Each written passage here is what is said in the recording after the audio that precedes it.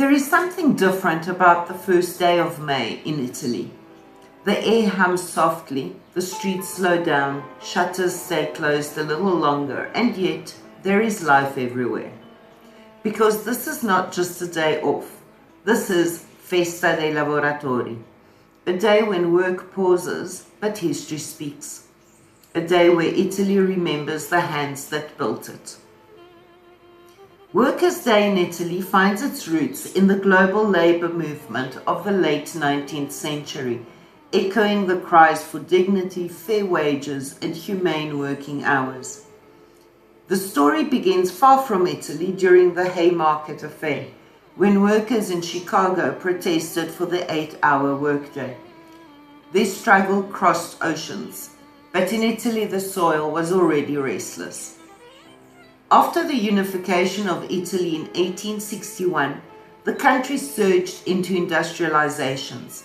Cities like Torino, Milano, and Genova filled with factories, and with them came a new class of workers. Men, women, and even children whose lives were shaped by long hours, low wages, and dangerous conditions. By the 1890s, tensions were rising.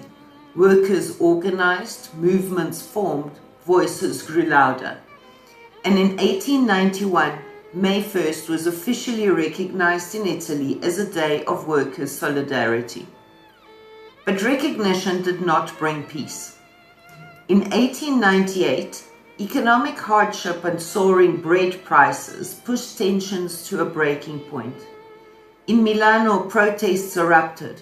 What began as demonstrations for basic survival quickly turned into a national crisis. The government responded with force. Under General Fiorenzo Bava Beccaris, the army was deployed. What followed became known as the Bava Beccaris massacre. Troops opened fire on crowds. Cannons were even used against civilians in the streets. Men, women, and bystanders fell. The number of victims remains uncertain, but the shock was undeniable. Rather than condemnation, the general was later honored by the monarchy. And in that moment, a fracture deepened between the people and those in power. Workers' Day became more than a date. It became a symbol of resistance. As the 20th century unfolded, Italy became a landscape of contrasts. On one side, industrial growth and modernity. On the other, deep social inequality.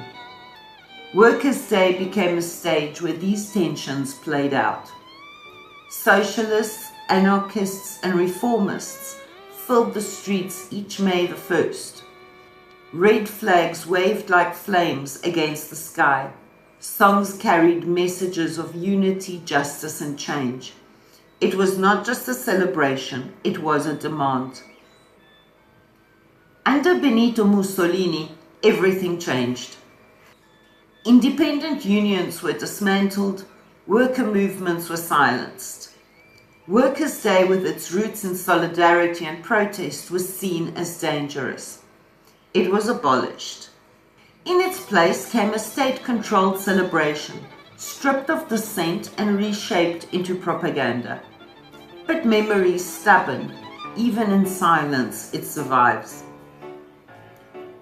When fascism fell at the end of World War II, Italy began to rebuild, not only its cities but its identity. Workers' Day returned in 1945, carrying with it decades of struggle, silence, and hope.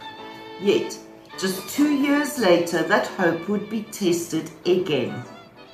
On May 1st, 1947, in the hills of Sicily near Palermo, hundreds of peasants, workers, and families gathered to celebrate.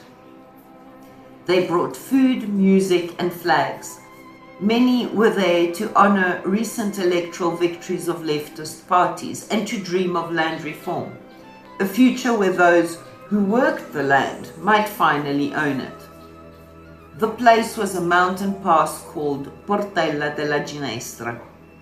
Then suddenly the celebration shattered. Gunfire rained down from the surrounding hills. The attack, carried out by a band led by the outlaw Salvatore Giuliano, targeted an unarmed crowd. Panic spread, people ran, fell, called out to one another. 11 people were killed, dozens were wounded. Among them were farmers, laborers, and children. The tragedy became known as the Portella della Ginestra massacre. To this day, questions linger. Was it only banditry or something deeper tied to political fear and power? What remained undeniable was the impact. Italy mourned. And once again, Workers' Day absorbed the weight of history. It was no longer a celebration of rights, it became a vessel of memory.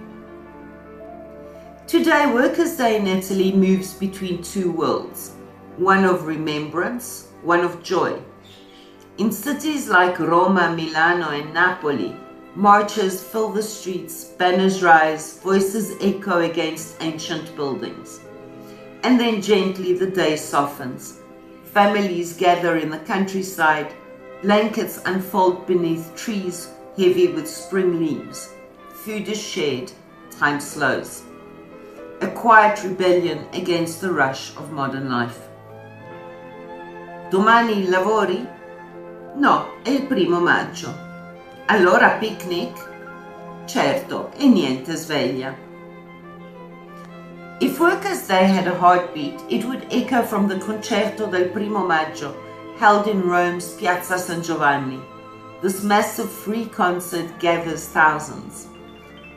Music rises into the Roman sky, rock, pop, rap, voices layered like stories. Since the 1990s, it has become a ritual of unity, a space where culture, memory, and celebration meet. Chi canta quest'anno? Non lo so, ma ci andiamo lo stesso. Per la musica? Per l'atmosfera. Long before politics, there was spring. Ancient traditions celebrated May as a time of renewal, fertility, and life returning to the land. Even today, small gestures remain. Flowers given, branches shared. Nature quietly included in the celebration. A reminder that after struggle, something always grows. Il dolce far niente. On May the 1st, Italy celebrates it fully. Simple food, shared tables, no urgency, just being, because sometimes the most powerful statement is rest. È il primo maggio. Luca non lavora oggi. Si sveglia alle 9.